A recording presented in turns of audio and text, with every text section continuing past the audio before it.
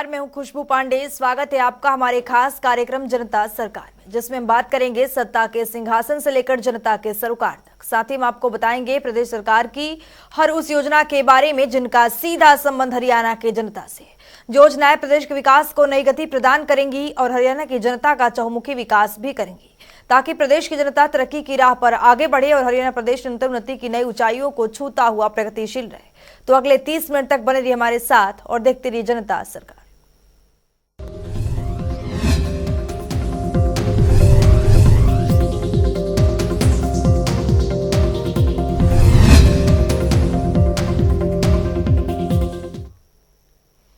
हरियाणा के मुख्यमंत्री मनोहर लाल प्रदेश की जनता के हित में कई योजनाओं पर काम कर रहे हैं। इसी कड़ी में मुख्यमंत्री मनोहर लाल के नेतृत्व में हरियाणा सरकार ने एक बड़ी उपलब्धि हासिल की है। अमृत सरोवर मिशन के तहत 98.60% लक्ष्य को पूरा कर लिया है और तालाब प्राधिकरण की ओर से तालाबों के जीर्णोद्धार के लिए तेजी से कार्य किया जा रहा है। देखिए हमारी एक खास रिपोर्ट।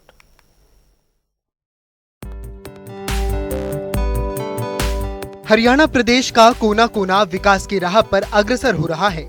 हरियाणा के मुख्यमंत्री मनोहर लाल लगातार प्रदेश और प्रदेशवासियों के लिए कई बड़े और कई कड़े फैसले लेते रहते हैं, ताकि प्रदेश में नागरिकों को कोई परेशानी का सामना न करना पड़े।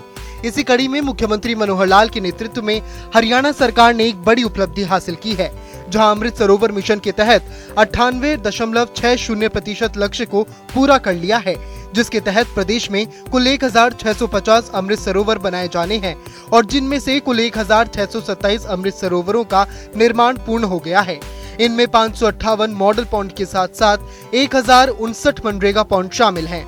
साथ ही शेष अमृत सरोवरों के लक्ष्य को भी 30 जून तक पूरा कर लिया जाएगा। वहीं हरियाणा तालाब एवं अपशिष्ट जल प्रबंधन प्राधिकरण के कार्यकारी उपाध्यक्ष प्रभाकर कुमार वर्मा ने कहा कि मुख्यमंत्री मनोहर लाल के मार्गदर्शन में हरियाणा तालाब प्राधिकरण प्रदेश के सभी तालाबों के जीर्णोद्धार के लिए कार्य कर रहा है। प्राधिकरण पॉन्ड डेटा मैनेजमेंट सिस्टम यानी PDMS में उपलब्ध कुल 19,487 तालाबों में से प्राथमिकता पर 11,836 प्रदूषित तालाबों को पूर्ण जीवित करने का कार्य कर रहा है।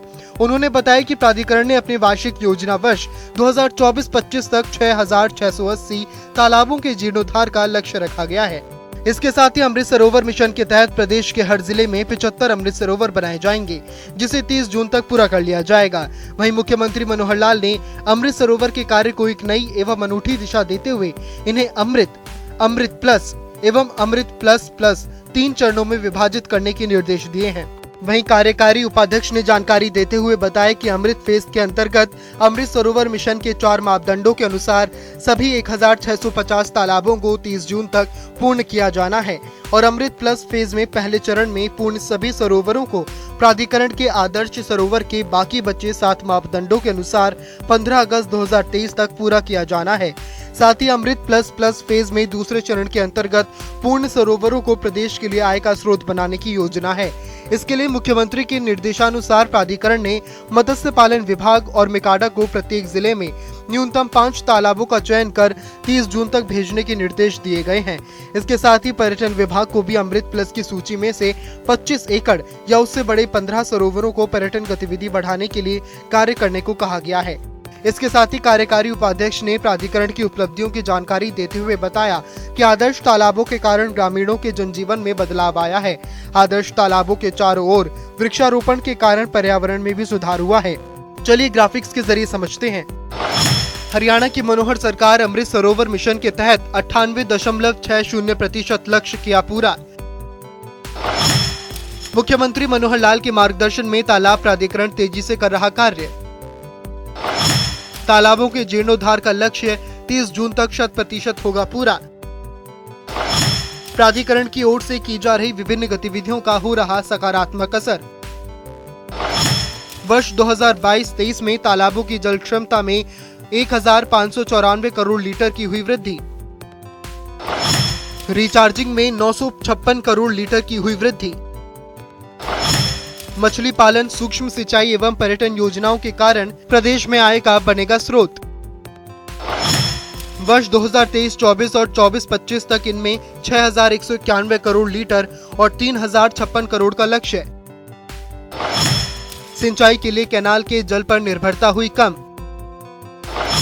प्राधिकरण जन भागीदारी बढ़ाने के लिए गांव में नुक्कड़ नाटक और जल संकल्प कार्यक्रमों की योजनाएं जारी। योजना प्रदेश के 11 जिलों के 22 गांवों के लोगों की भागीदारी बढ़ाने की दिशा में चला रहा कार्य। जन जागरण अभियान की योजना के तहत कार्यशाला का किया गया आयोजन। 2 जून को हरियाणा के केंद्रीय विश्वविद्यालय में किया गया आयोजन। कार्यशाला से विद्यार्थियों को जल संरक्षण और तालाबों के रखरखाव के लिए किया गया प्रेरित। प्राधिकरण के द्वारा ऐसी कार्यशालाएं प्रदेश के अन्य सभी विश्वविद्यालयों में भी करने की योजना। वहीं हरियाणा के मुख्यमंत्री मनोहर लाल प्रदेश को पहले नंबर पर बनाए रखने के लिए हर संभव प्रयास कर रहे हैं ताकि प्रदेश का हर एक नागरिक सुखी जीवन जी सके। ब्यूरो रिपोर्ट, जनता टीवी। मुख्यमंत्री मनोहर लाल के सपना को साकार करते हुए समस्त उपभोक्ताओं को 24 घंटे बिजली आपूर्ति की प्रतिबद्धता को दर्शाते हुए राज्य सरकार के निर्देशानुसार बिजली वितरण कंपनियों की पहल पर लालडोरा क्षेत्र में रहने वाले ग्रामीणों को भी निर्बाध रूप से बिजली आपूर्ति की जा रही है। आपको बता दें कि लालडोरा क्षेत्र में रहने वाले उपभोक्ताओं को 24 घंटे बिजली आपूर्ति के लिए विद्युत कंपनियों की ओर से इंफ्रास्ट्रक्चर को मजबूत किया जा रहा है।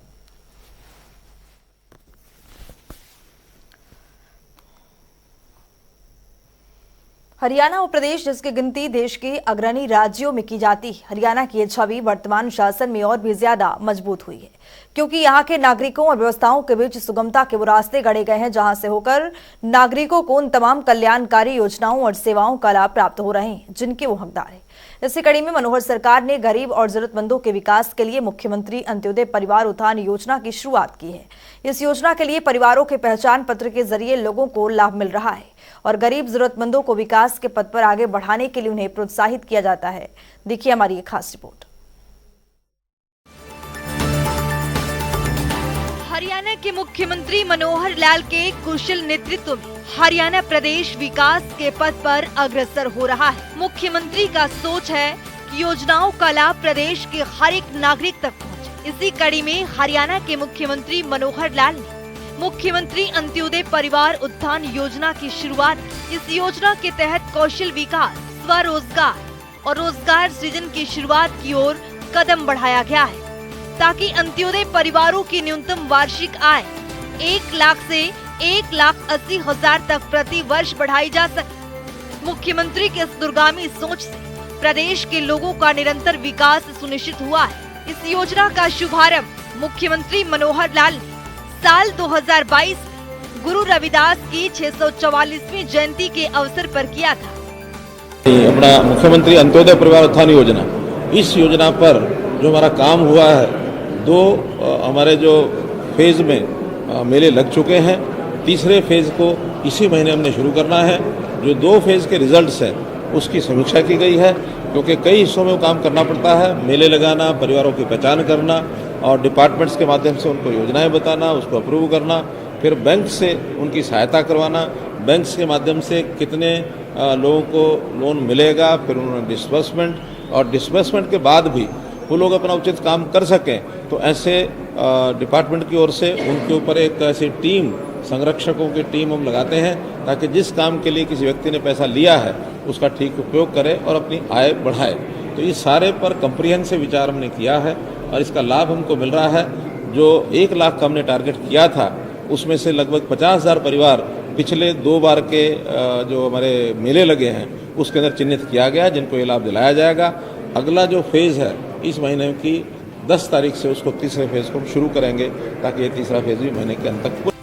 मुख्यमंत्री अंत्योदय परिवार उत्थान योजना हरियाणा के मुख्यमंत्री मनोहर लाल की ओर से राज्य के गरीब परिवारों की आय में वृद्धि करने के लिए शुरू किया गया है। ये एक ऐसी योजना है जिसके जरिए गरीब परिवारों के पहचान पत्र बनाए जाते हैं और गरीब जरूरतमंदों को विकास के पथ पर आगे बढ़ाने के लिए उन्हें प्रोत्साहित किया जाता है।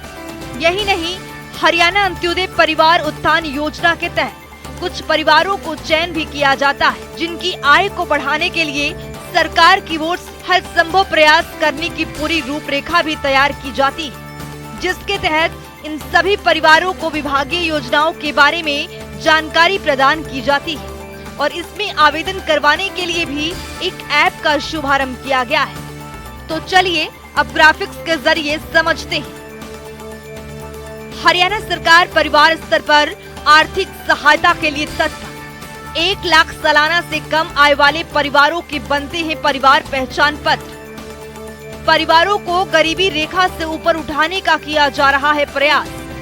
पहचान पत्र बन जाने से सरकार के पास होगी लाभार्थियों की सूची।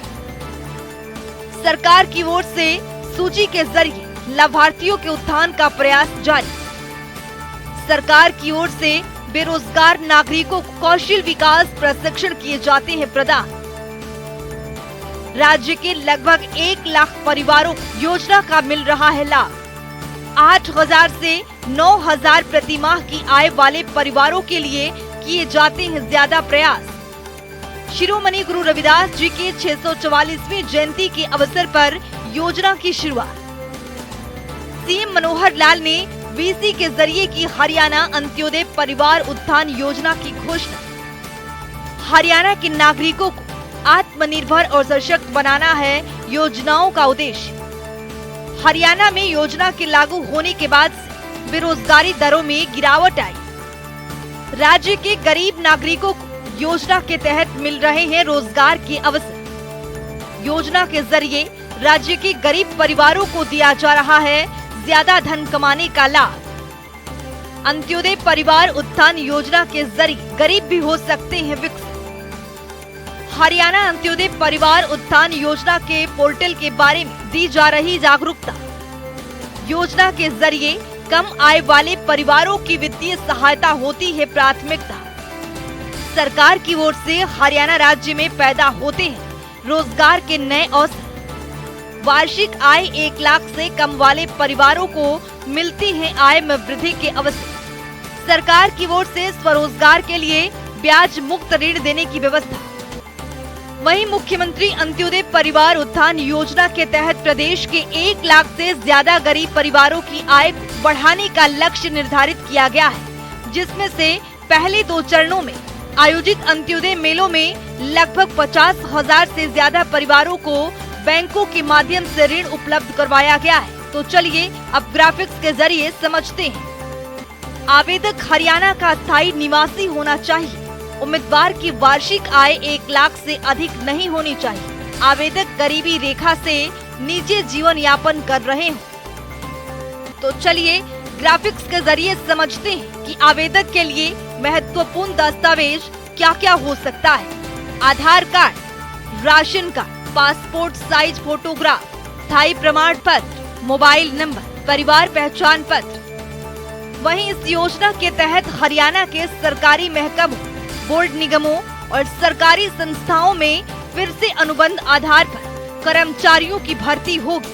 प्रदेश सरकार ने कच्चे कर्मचारियों की भर्ती पर पिछले साल 28 सितंबर से लगी रोक को हटा दिया है।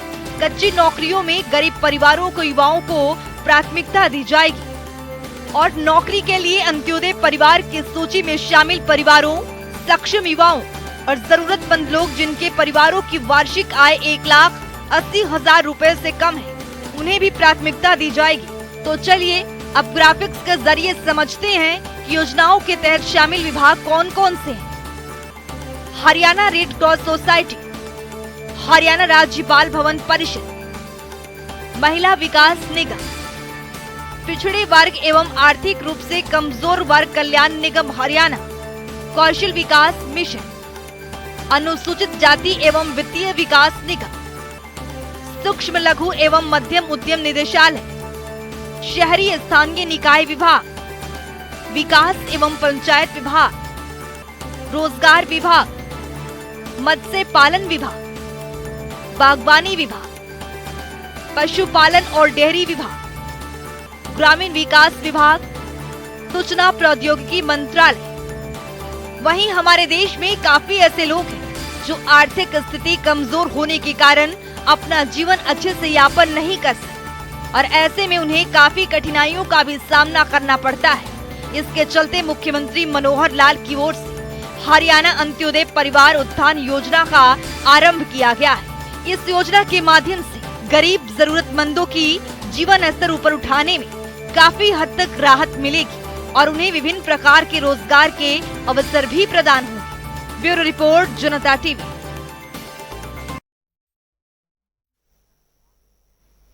हरियाणा राज्य जिसने बागवानी के क्षेत्र में कई उपलब्धियां हासिल की है। यहां के मुख्यमंत्री मनोहर लाल के नेतृत्व में बागवानी विभाग नए आयाम स्थापित कर रहा है और हरियाणा के प्रगतिशील किसान परंपरागत खेती को छोड़कर बागवानी की ओर रुख कर रहे हैं। रिपोर्ट देखिए। हरियाणा राज्य जिसका उदय सन 1966 में तत्कालीन पंजाब के सबसे पिछड़े इलाके को मिलाकर हुआ था, लेकिन यहाँ के जुझारू नागरिकों की मेहनत और इच्छा शक्ति के बलबूते हरियाणा राज्य आज देश के समृद्ध राज्यों में अग्रणी। चाहे उद्योग हो या कृषि, हरियाणा राज्य ने हर क्षेत्र में तरक्की अर्जित की है। कहते हैं आवश्यकता आविष्कार की जननी होती है। समय में बदलाव के साथ जरूरतें बढ़ती भी हैं और बदलती भी हैं, लेकिन जब कृषि के क्षेत्र में विविधीकरण की बात करें तो हरियाणा प्रदेश इसमें भी आदर्श स्थापित कर रहा है। परंपरागत खेती में जोखिम और लागत ज्यादा है, तो हरियाणा के मुख्यमंत्री मनोहर लाल के नेतृत्व में बागवानी विभाग प्रदेश के किसानों के लिए नई नई योजनाएं ला रहा है, जिससे किसानों की आय दोगुना ही नहीं बल्कि कई गुना बढ़ रही है और किसानों को बागवानी विभाग के प्रति अटूट विश्वास बन रहा है। इसी के परिणाम है बागवानी के क्षेत्र में हरियाणा राज्य पूरे देश में चर्चा का केंद्र बन रहा है। बागवानी किसानों को प्रोत्साहित करने के लिए हरियाणा सरकार निरंतर कार्य कर रही है। बागवानी विभाग हरियाणा की ओर से किसानों को सशक्त बनाने के लिए पूरे राज्य में 11 उत्कृष्ट केंद्र स्थापित किए गए हैं। ये सभी उत्कृष्टता केंद्र हरियाणा राज्य के किसानों को उच्च गुणवत्ता के पौधे तैयार करके मुहैया करवाने के लिए प्रतिबद्ध है। इसी का परिणाम है कि हरियाणा राज्य के किसान अपनी परंपरागत खेती को छोड़कर जैविक खेती करने की ओर बढ़ रहा है। कृषि विविधीकरण को बढ़ावा देने के लिए हरियाणा की मनोहर सरकार ने पिछले 7 साल में बागवानी विभाग के बजट को करीब 3 गुना बढ़ा दिया है। बागवानी विभाग द्वारा चलाई जा रही योजनाओं का लाभ उठाकर हरियाणा का किसान खुशहाल हो रहा है, जिससे विभाग के प्रति किसानों को विश्वास भी बढ़ रहा है। हरियाणा सरकार की ओर से किसानों को हर योजना का लाभ देने के लिए मेरी फसल मेरा ब्यौरा कार्यक्रम सफलतापूर्वक चलाया जा रहा है। इस कार्यक्रम के तहत साल 2021-22 में लगभग 1.29 लाख एकड़ क्षेत्र को पोर्टल पर पंजीकृत किया जा चुका है। हरियाणा सरकार की योजनाएं राज्य के किसानों के लिए लाभकारी साबित हो रही हैं। बागवानी क्षेत्र में अग्रणी हरियाणा राज्य की मनोहर सरकार ने भावांतर योजना लागू की है। इस योजना के अंतर्गत यदि राज्य के किसानों को अपनी फसल मंडी में बेचने पर कम कीमत मिलती है, अर्थात किसानों को नुकसान होता है, तो उसकी भरपाई राज्य सरकार द्वारा की जाती है। इस योजना के तहत किसानों को कृषि में विविधता लाने के लिए प्रोत्साहित किया जा रहा है। बागवानी फसलों पर भावांतर योजना लागू करने वाला हरियाणा देश का पहला राज्य है। तो चलिए अब ग्राफिक्स के जरिए समझते हैं। इस योजना को 1 जनवरी 2018 को लागू किया गया। योजना के तहत 21 बागवानी फसल कवर हुआ। अब तक 5,403 किसानों को 14.12 करोड़ रुपए का प्रोत्साहन। भावांतर भरपाई योजना हरियाणा सरकार की एक अनूठी योजना है। राज्य के जो किसान अपनी फसल जैसे सब्जियां, फलों आदि का बाजार में बेचते हैं, लेकिन उन्हें अपनी फसल बेचने पर उचित मूल्य नहीं मिल पा रहा है, उन किसानों को राज्य सरकार द्वारा फसल का या तो मुआवजा या फिर फसल की कम कीमत की उचित भरपाई के रूप में प्रोत्साहन धनराशि प्रदान की जा रही है, ताकि किसानों को उसकी फसल का सही मूल्य मिल सके। हरियाणा का बागवानी विभाग प्रदेश के किसानों की आय बढ़ाने के लिए निरंतर प्रयास कर रहा है। बागवानी किसानों की फसल को मौसम की अनिश्चितता जैसे प्राकृतिक आपदा, फसल में बीमारी लगने, असामान्य बारिश, तूफान, सूखा पड़ना आदि के कारण होने वाले नुकसान की भरपाई के लिए हरियाणा बागवानी विभाग की ओर से मुख्यमंत्री बागवानी बीमा योजना चलाई जा रही है। इस योजना के अंतर्गत कुल 21 सब्जियां, फल और मसालों की फसल को कवर किया गया है। ऐसी योजना चलाने वाला हरियाणा पहला राज्य है। फल की फसल पर 1,000 रुपए का प्रीमियम तय किया गया है। सब्जियों की फसल पर 750 रुपए का प्रीमियम तय किया गया है। फल पर बीमा राशि 40,000 रुपए प्रति एकड़ दी जाती है। सब्जियों पर 30,000 रुपए प्रति एकड़ दी जाती है। बीमा दावों का निपटान करने के लिए बागवानी विभाग की ओर से एक सर्वे भी किया जाता है, जिसके अंतर्गत फसल नुकसान की 4 श्रेणियां 25%, 50%, 75% और 100% में विभाजित की गई है। मुख्यमंत्री बागवानी बीमा योजना में कुल 21 बागवानी फसलों को शामिल किया गया है। बेल वाली बागवानी फसल में मक्खी के नियंत्रण के लिए हरियाणा की मनोहर सरकार फल मक्खी परियोजना चला रही है और फसलों को रोगों से बचा रही है। किसानों को खुशहाल करने के लिए हरियाणा सरकार लगातार प्रगति की ओर अग्रसर है। राज्य सरकार ने फलों, सब्जियों, मिट्टी और पानी में कीटनाशक अवशेष सामग्री की प्रवृत्ति के लिए कीटनाशक अवशेष प्रयोगशालाएं भी स्थापित की जा रही हैं। हरियाणा की मनोहर सरकार ने सिरसा और करनाल में अनूठी कीटनाशक अवशेष प्रयोगशालाएं स्थापित की। वर्ष 2021-22 के दौरान बागवानी उत्पाद मिट्टी और पानी के कुल 2,916 नमूनों का विश्लेषण किया जा चुका है। प्रयोगशालाओं में की गई जांच में उत्पाद के लिए 5.8% नमूनों में कीटनाशक का अवशेष स्तर अधिकतम अवशेष स्तर से ज्यादा पाया गया है। ब्यूरो रिपोर्ट, जनता टीवी।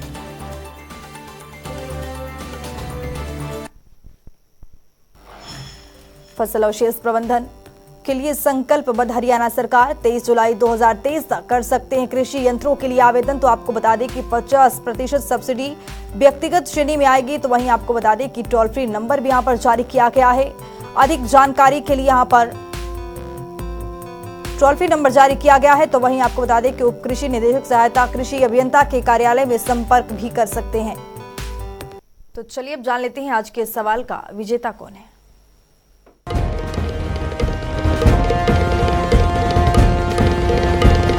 तो बात अब आज के विजेता की। जैसा कि आप जानते हैं, हर रोज एक नया सवाल पूछते हैं। सही जवाब देने वाले के नाम और तस्वीर अपने टेलीविजन स्क्रीन पर दिखाते हैं, साथ ही उसको उपहार भी देते हैं। तो चलिए अब जान लेते हैं कि कल का हमारा सवाल क्या था और कौन है इसका विजेता। कल का हमारा सवाल था, हरियाणा में बौना भत्ता योजना के तहत पेंशन की राशि कितनी दी जाती है। इसका सही जवाब है ए 2,250 रुपए। ढेरों जवाब आए, लेकिन आज के हमारे विजेता हैं करनाल से राजीव कुमार। राजीव, आपको बहुत बहुत बधाई। तो फिर पूछेंगे आज का सवाल, देखते रहिए जनता टीवी।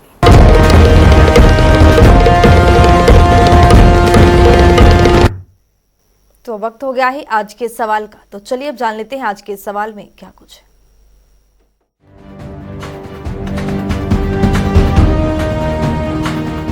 हर रोज की तरह हाजिर हूं आज का सवाल लेकर। जैसा कि आप जानते हैं, हर रोज एक नया सवाल पूछते हैं। सही जवाब देने वाले के नाम और तस्वीर अपने टेलीविजन स्क्रीन पर दिखाते हैं, साथ ही उसको उपहार भी देते हैं। तो चलिए अब नजर डालते हैं आज के सवाल। हरियाणा में जल जीवन मिशन योजना की शुरुआत कब हुई थी। ए 12 मई 2021, बी 16 अगस्त 2018, सी 30 जून 2022, डी इनमें से कोई नहीं। तो दीजिए सही जवाब और बनिए विजेता।